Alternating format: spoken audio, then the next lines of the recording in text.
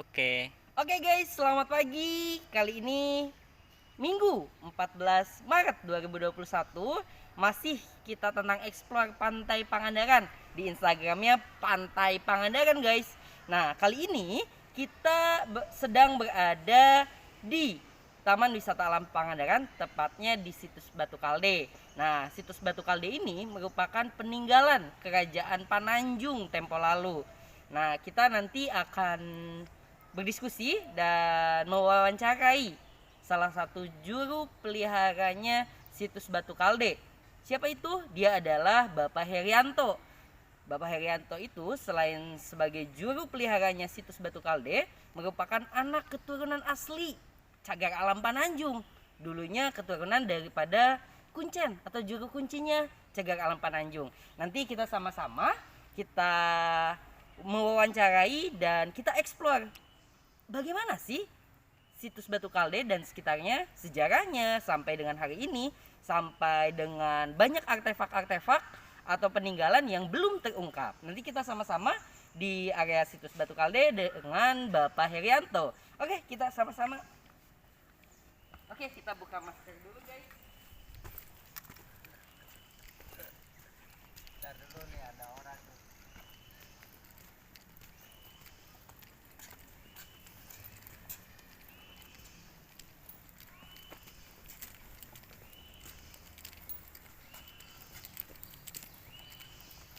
Nah, jadi secara singkat, situs Batu Kalde ini merupakan tempat ibadahnya. Jadi di sini ada beberapa tempat ibadah dan tempat duduk para raja pada tempo lalu. Jadi Pangandaran itu kaya akan kekayaan budaya yang berada di kawasan Taman Wisata Alam Pangandaran ini. Nah, kita lihat mungkin untuk penjelasan detail nanti bisa dijelaskan oleh Bapak Herianto mengenai daripada situs Batu Kalde. Nah, di situs Batu Kalde ini ada beberapa arca atau batu-batuan. Ini alami. Jadi salah satunya ada batu yang menyerupai dengan sapi atau kerbau. Nah, nanti kita akan berinteraksi dengan Bapak mengenai daripada sejarah daripada ini. Ada Yong, Lingga, Yoni, dan beberapa makom. Jadi ini tuh bukan makam. Ini merupakan makom, jadi patilasan daripada tokoh Pangandaran tempo lalu. Jadi dua makom ini adalah salah satu tokoh penyebaran daripada agama Islam yang berada di Pangandaran dan sekitarnya. Nanti juga kebetulan Bapak Heriantonya juga sedang handling, sedang memberi informasi mengenai daripada situs Batu Kalde ini kepada para wisatawan. Jadi mungkin untuk sekarang kita tidak bisa berdiskusi langsung, tetapi nanti kita akan lihat penjelasan daripada Bapak Herianto dengan para wisatawannya tentunya mengenai daripada sejarah situs Batu Kalde dan sekitarnya. Nah, kita lihat saja guys.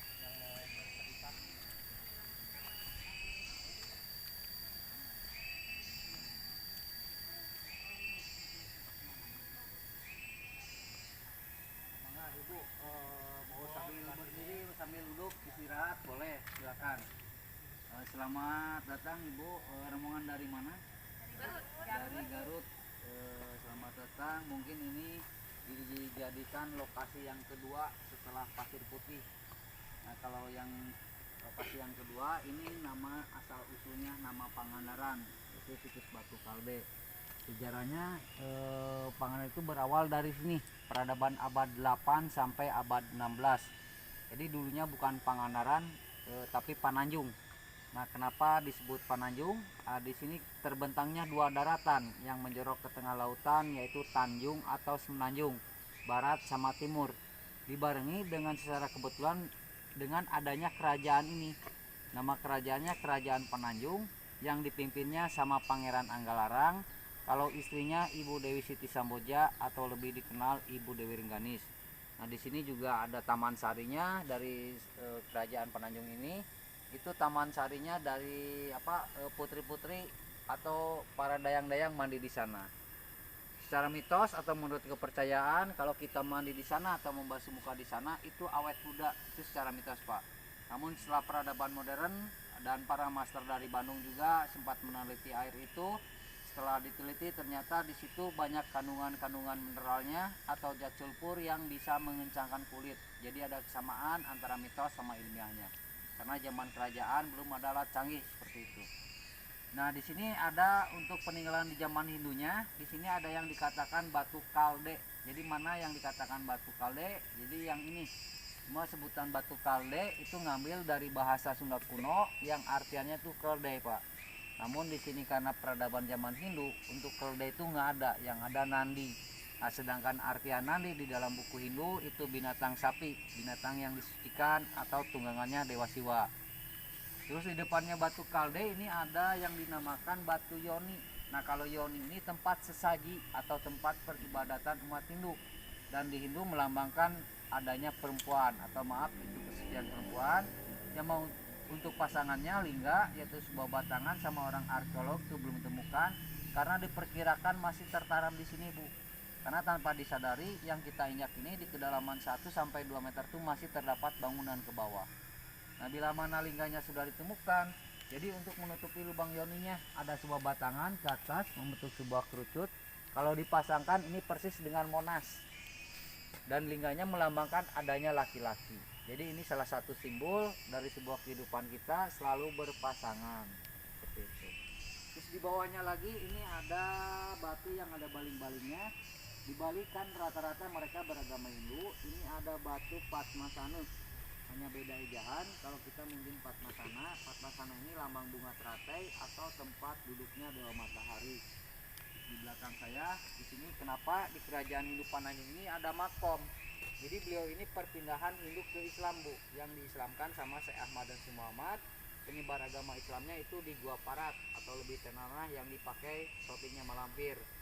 Karena sebelumnya masyarakat Pangandaranya itu menganut agama Hindu dulu dari kerajaan ini. Di sini ada Kiterang Peot, yang sebelah sana Mbah Nur Baen. Kalau Kiterang Peot ini keturunan dari kerajaan Sumedang, Pak. Kalau di Sumedang itu lebih terkenalnya ke Pangeran Jaya Perkasa. Nah, kalau yang di belakang Ibu itu reruntuhannya, bekas candi-candinya. Ini dihancurkan sama pasukan Bajo yang ingin mempersunting Ibu Dewi Rengganis. Makanya dalam legenda sejarahnya kerajaan Penajam itu cuma Ibu Dewi Rengganis. Lalu beliau itu membentuk sebuah kelompok balas dendam, Pak, sebagai penari. Makanya daerah Panganan itu masih kental dengan tarian Temenggung. Itu asal mulanya dari dan untuk nama Pangandaran sendiri setelah peradaban modern ngambil dari dua suku kata bahasa Jawa sama Sunda, Pak. Pangan sama andar-andar. Pangannya itu makanan, andar-andarnya itu pendatang atau tempat bersandarnya para pendatang. Contoh besar di sini 80% dari ujung ke ujung yang punya hotel perhotelan. Warung-warung pesisir pantai, Pak, itu kebanyakan. Selamat pagi, kali ini untuk penduduk aslinya mayoritas nelayan sama petani, bahkan terpinggirkan ke daerah pesisiran. Seperti contohnya Jakarta Betawi. Jadi sama Panganan juga yang lebih upnya di sini pendatang semua. Nah, mungkin itu Pak penjelasan dari saya sebagai juru pelihara situs Batu Kalde. Boleh kalau mau foto-foto Ibu, silakan. Masuk tuh. Oke, masuk. Nanti setelah pengunjung kita selesai foto-foto session, nanti kita akan berinteraksi dengan Bapak Herianto ya. Oke, teman-teman boleh lihat dulu keadaan wisata atau keadaan alam daripada Cagar Alam Pananjung yang begitu asri ya. Sambil menunggu nanti sesi foto-foto.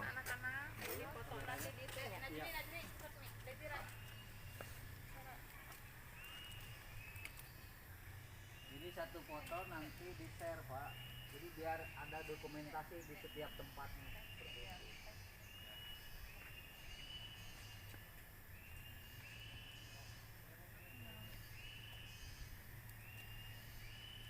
Siap. 1, 2, 3. Sekali lagi gaya bebas, jangan gaya KTP, Pak. 1, 2, jangan tegang. Oke, sip. Ya, sip. 4 kali 6. Boleh barangkali mengisi kotak peduli kebersihan itu mah sifatnya seikhlasnya buat perawatan situsnya dan sejarahnya terjaga terus. Gak apa-apa.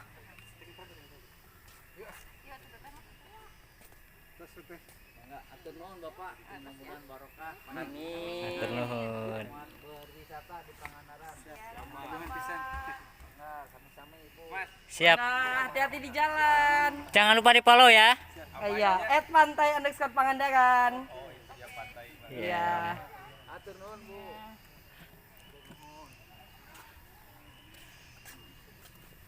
Nah, oke, tadi pengunjung kita dari Garut, guys.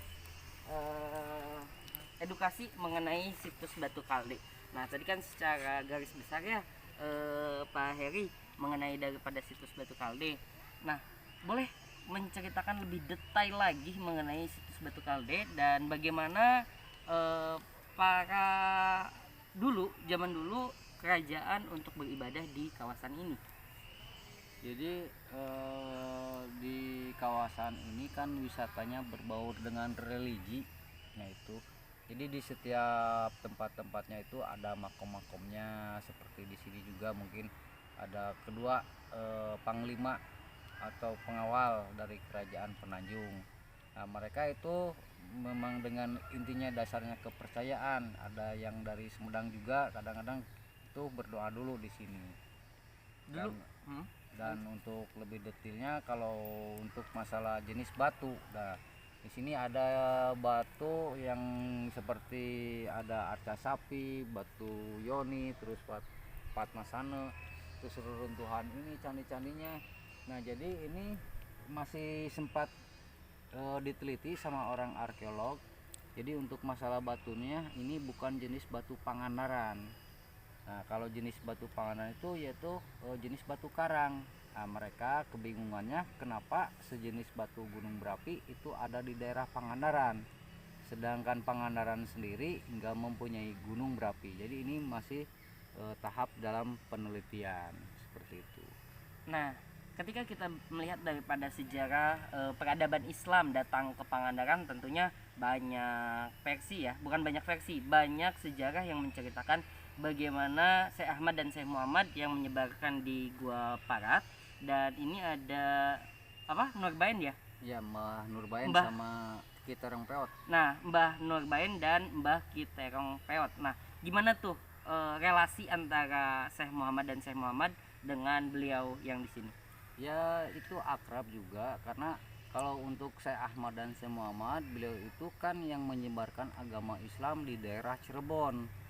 Nah, kalau di Cirebon itu mungkin namanya Pangeran Kesepuhan sama Pangeran Kanoman. Nah, beliau itu kakak beradik yang dari Mesir hijrah ke daerah Cirebon, mengislamkan daerah Cirebon, lalu hijrah ke sini mengislamkan Pangandaran, yaitu pertama kalinya kedua beliau ini. Oke. Nah, itu makanya sekarang mungkin untuk Hindunya itu terkikis lama-lama. Alhamdulillah Pangandaran itu sekarang masyarakatnya hampir 95% beragama Islam. Berarti Mbah Nurbain sama Mbah Kiterong Peot merupakan penduduk asli Pangandaran ya? Kalau Kiterong Peot itu keturunan dari kerajaan Sumedang. Oh. Nah, jadi beliau juga itu hijrah ke sini, dan di sini dijadikan salah satu panglima atau pengawalnya kerajaan Penanjung ini. Prabu Anggalarang. Iya, kalau Prabu Anggalarang itu seorang rajanya atau menterinya. Oh iya. Nah, karena kerajaan ini pecahan dari kerajaan Ciamis. Galuh Pangauban ya. Kalau di Ciamis itu galuhnya Galuh Pakuan, kalau di sini galuhnya Galuh Pangauban. Oh, jadi oke. pecahannya. Jadi mungkin tingkat kepemerintahan sekarang mungkin Ciamis pusat. Nah, itu Pangandaran itu daerahnya. Seperti itu. Untuk Patih Kidang Pananjung tuh bagaimana sejarahnya? Untuk Patih Kidang Pananjung itu di dalam legendanya nggak banyak diceritakan. Cuma kalau yang lebih tenar itu Ibu Dewi Rengganis. Siti Samboja. Ya, Ibu Dewi Siti Samboja. Nah, kalau sebutan Ibu Dewi Rengganis itu setelah beliau itu menyamar sebagai penari ronggeng untuk membasmi para bajo atau pasukan pelaut atau perompak yang ingin menguasai kerajaan Pananjung ini, dan keduanya ingin mempersunting Ibu Dewi Rengganis.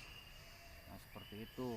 Jadi yang tersisa cuma Ibu Dewi Rengganis. Makanya di daerah seperti Ciwidey atau Cilacap itu ada patilasannya Ibu Dewi Rengganis. Makanya banyak itu patilasannya. karena mereka atau beliau itu tadinya kabur karena dikejar-kejar sama pasukan Bajo. Nah, seperti itu. Untuk Pangandaran kan ada ronggeng ya. Ronggengnya juga punya karakter atau tarian unik ya. Disebut ronggeng gunung. Kenapa disebut ronggeng gunung? Nah, pertanyaannya agak sulit ya. Ronggeng gunung seperti ada pindang gunung ya. Ya, tuh. betul. Oke. Nah, itu kurang tahu itu ronggeng gunung. Mungkin itu hanya sebutan saja atau ronggeng gunung karena berawalnya memang dari sebuah pelosok istilahnya. Jadi sebutlah ronggeng gunung atau nama kampung lah seperti itu. Jadi untuk penari mungkin bisa 1 atau 2, kadang-kadang 3, lalu dikelilingi sama beberapa penari yang lain itu laki-laki. Nah, jadi beliau itu menyamar sebagai penari untuk memancing, tadinya supaya memancing si pasukan Bajo itu keluar. Seperti itu. Kan mengenai kerajaan Pananjung dan sekitarnya ya, Pangandaran. Dan Pak Heri ini juga merupakan keturunan asli Cagar Alam ya, keturunan ya, Tapi bukan kera. bukan kera ya. Bukan. Tapi beliau ini guys, ini merupakan salah satu keturunan asli kerajaan Pananjung juga. Bahkan bapak beliau salah satu juru kunci atau kuncennya Pananjung. Nah, korelasinya dengan kerajaan Pananjung dengan sampai ini berarti satu turunan kerajaan atau gimana tuh? Kalau ke sana memang terlalu jauh sih. Jadi mungkin kita mah karena sebelumnya mungkin karena ini kan peradaban abad 8 sampai abad 16 kita kan belum lahir. Nah, seperti itu. Jadi sebagian juga kurang tahu seperti itu. Bahkan sejarahnya Pangandaran itu dulunya kan ada di kepariwisataan. Itu bukunya yang asli. Nah, tapi nggak tahu nih kemana nih, apakah masih ada di dinas kepariwisataan atau udah lapuk gitu. Mungkin nantinya akan diperbarui kembali tentang sejarahnya Pangandaran. Jadi kenapa akan diketik atau diperbarui baru, jadi si pengunjung itu atau setelah memasuki daerah Pangandaran itu akan diberi buku panduan tentang sejarah Pangandaran. Luar biasa ya kerajaan Pananjung, dan kita juga alhamdulillah tadi kita sudah sedikit bercerita dengan Ibu Susi. Kita juga pagi ini bersyukur bisa bertemu dengan salah satu keturunan asli kerajaan Pananjung juga, Bapak Herianto ini. Luar biasa. Oke, terima kasih atas informasi dan wawasannya kepada netizen @pantai Pangandaran. Doa terbaik dari kami, mudah-mudahan budaya yang Pangandaran tetap terjaga, dilestarikan mengenai daripada sejarah dan budaya yang ada. Mohon maaf atas mengganggu waktunya Bapak. Betul karena kalau nggak istilahnya kalau nggak dipublikasikan, karena yang saya tahu pengunjung itu hanya bisa lihat pantainya saja, sedangkan ke Cagar Alam ini aja masih banyak legenda atau sejarahnya yang bisa kita ketahui lah seperti itu oleh para pengunjung, agar mereka lebih tahu apa keistimewaan Pangandaran itu. Nah, seperti itu. Mantap, terima kasih waktunya. Oke, terima kasih semuanya. Terima kasih Wah Heri, kita pamit dulu. Kita akan explore lagi banyak destinasi dan informasi wisata yang berada di Pangandaran. Iya. Oke, terima kasih. Terima kasih banyak. Dadah. Oke.